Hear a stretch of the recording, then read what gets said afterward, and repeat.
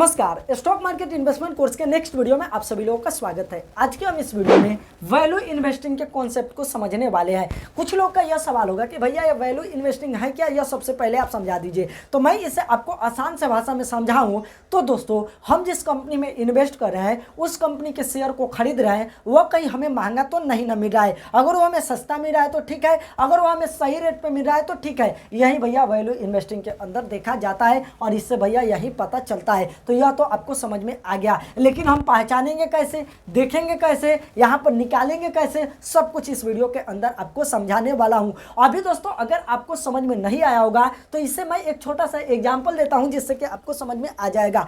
मान के चलिए यह फ़ोन है, यह अभी लॉन्च नहीं हुआ है, मैं इसे खरीदना चाहता हूँ और दोस्तों कुछ दिन के बाद यह लॉन्च हो जाता है, मार्केट में आ जाता है। लॉन्च होता है तो भैया 20,000 में लॉन्च होता है और दोस्तों मुझे यह फ़ोन पसंद है। मैं इस अगर फ़ोन को खरीद लेता हूं तो इसका कैमरा क्वालिटी हो या यह फोन हमें लगता है कि 5 साल तक हमारा काम निकाल देगा, मैं इस फोन को खरीदना चाहता हूं। लेकिन यह जो लॉन्च हुआ है यह 20,000 पे हुआ है और मुझे लगता है कि भैया थोड़ा ओवर वैल्यूड है, थोड़ा महंगा है। यह थोड़ा सा सस्ता और होता, 18,000 में होता तो हमारे लिए सही होता। तो अभी तो हम खरीदेंगे तो भैया हमें मिलेगा नहीं 18,000 में, तो हम इसके लिए इंतजार कर सकते हैं कि जब इसका सेल आएगा उस समय इसका प्राइस कम होगा और 18,000 में आएगा सेल में, तो हम खरीद लेंगे। तो सेल में खरीदेंगे तो हमें अंडर वैल्यूड मिल जाएगा। सेल में आपको पता होगा कि सस्ता मिलता है, तो वैसे ही यहाँ पर वैल्यू इन्वेस्टिंग का भी कॉन्सेप्ट होता है। तो मैं इसे अब आपको समझाने की कोशिश करता हूँ और उसके बाद निकाल कर मैं आपको दिखाऊंगा भी, सारा आपका डाउट है वो क्लियर हो जाएगा। सभी लोगों से अलग ये वीडियो है, पहले ही जान लीजिए। और थोड़ा मेरा हैंड राइटिंग खराब है जिसकी वजह से इस तरीके से आपको दिखाई दे रहा है, तब भी मैं आपको समझाने की कोशिश करूंगा।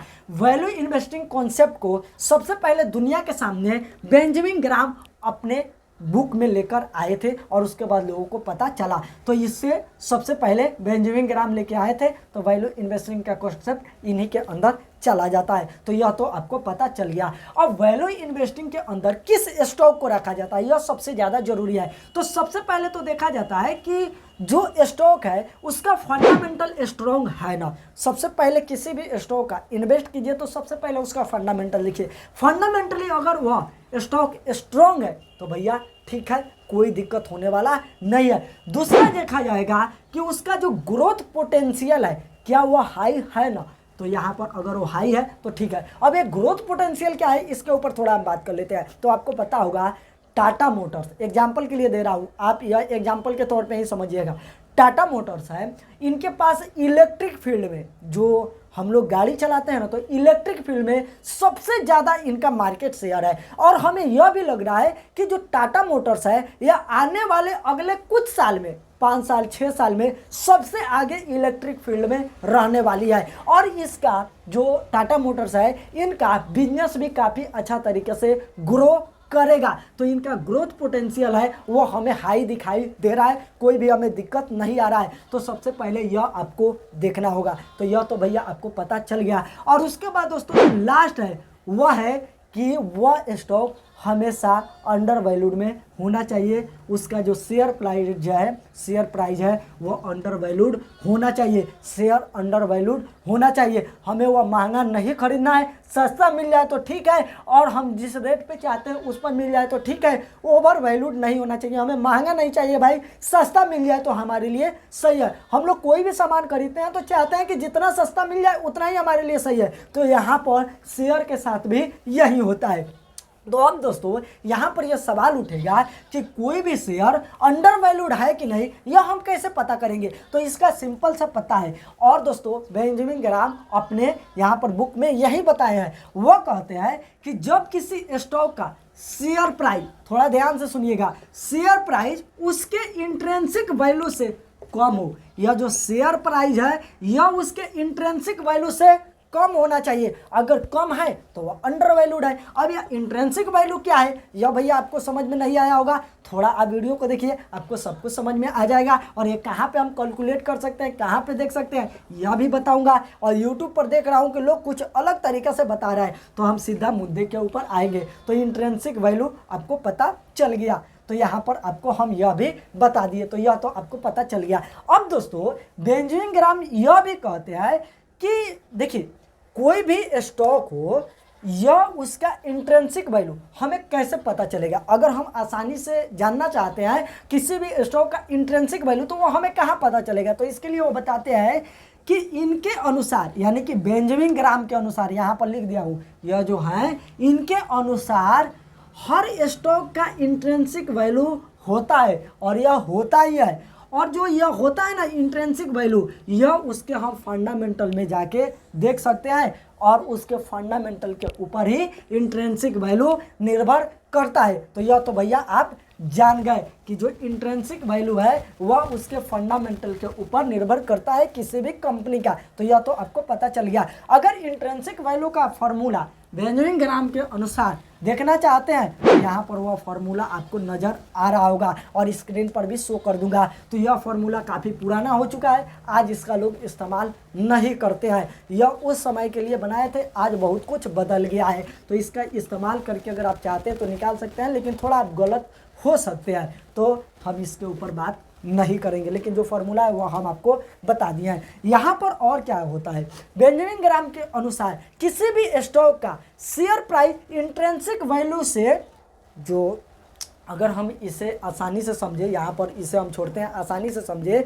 तो किसी भी शेयर का जो उसका इंट्रिंसिक वैल्यू है वह क्या हो सकता है? लो हो सकता है। यानी कि अगर हम इंट्रिंसिक वैल्यू देखने के लिए जाए किसी भी कंपनी का, तो हमें लो देखने के लिए मिलेगा, या हाई देखने के लिए मिलेगा, या इक्वल यानी कि बराबर। लो मतलब कम, हाई मतलब ज़्यादा, और इक्वल मतलब बराबर। यही ना तीन चीज़ हमें देखने के लिए मिलेगा, दूसरा कुछ तो हमें देखने के लिए नहीं मिलेगा। लेकिन इसमें हमारे लिए कौन सही है? तो भैया लो वाला सही है, जितना कम उतना ही बढ़िया। यह तो भैया आपको पता चल गया। और दोस्तों मैं आपको बता दूं, इससे आप ज़रूर नोट कर लीजिएगा, अगर आप इन्वेस्ट करना चाहते हैं तो, अगर आप एक वैल्यू इन्वेस्टर बनना चाहते हैं, वैल्यूड इन्वेस्टर, इन्वेस्टिंग की बात कर रहा है, तो वैल्यू इन्वेस्टर बनना चाहते हैं तो आपको उसी स्टॉक को खरीदना चाहिए जब वह स्टॉक अपने इंट्रिंसिक वैल्यू से कम पर ट्रेड कर रहा हो।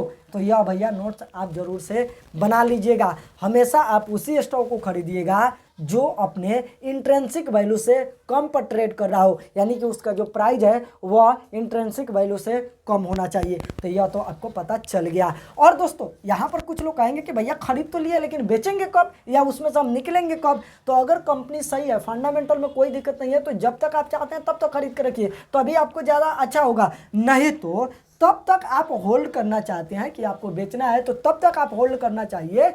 ये इस तरीके से बोला जाता है कि आपको तब तक होल्ड करना चाहिए जब तक कि उसका इंट्रिंसिक वैल्यू, उसके जो शेयर प्राइस है वह उसके इंट्रिंसिक वैल्यू के आसपास आ नहीं जाता, या उससे ज़्यादा नहीं हो जाता, तब तक आपको होल्ड करना चाहिए। तो यह तो आपको यहाँ पर मैं लिख दिया हूँ, तब तक होल्ड करना चाहिए जब तक कि वह अपने इंट्रिंसिक वैल्यू के आसपास आ जाए। तो यह तो आपको पता चल गया। लेकिन इसके लिए आपको पेशेंस रखना पड़ेगा। किसी भी कंपनी को हम यहाँ पर ढूंढ के उसमें पैसा लगा दिए तो, और हम यहाँ पर टारगेट लेके चले कि इंट्रिंसिक वैल्यू तक आएगा, तो इसमें भैया 1 साल भी लग सकता है, 2 साल भी लग सकता है, 4 साल भी लग सकता है, 6 साल भी लग सकता है।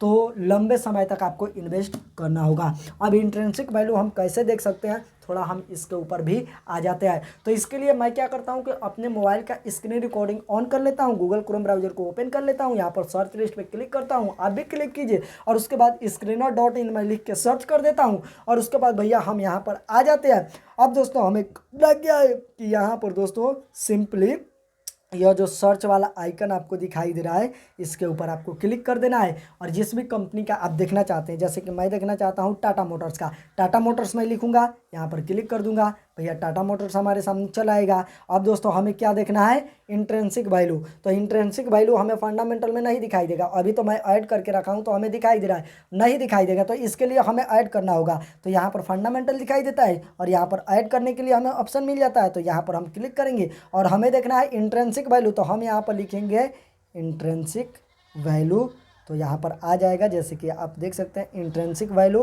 तो हम इसके ऊपर क्लिक कर देंगे, और क्लिक करेंगे भैया यहाँ पर हमें दिखाई दे देगा। तो देखिए हम क्या आपसे बोले थे कि यहाँ पर ही आपको पता चल रहा है, कहाँ पे लिखे थे कि भाई जब किसी स्टॉक का शेयर प्राइस उसके इंट्रिंसिक वैल्यू से कम पर ट्रेड कर रहा हो तभी वह अंडर वैल्यूड है। तो अब यहाँ पर हमें थोड़ा समझना होगा, इसका इंट्रिंसिक वैल्यू क्या है, इसका इंट्रेंसिक वैल्यू जो है वह 275 का है, 275 का है, यह हम लिख देते हैं। और उसके बाद इसका शेयर प्राइस कितना पे चल रहा है भाई, यहाँ पर आते हैं तो देख सकते हैं 965 पे। तो इसका शेयर प्राइस चल रहा है 965 पे। तो अब मुझे आप बताइए यह अंडर वैल्यूड है या भैया यह हमारा जो कि ओवर वैल्यूड है।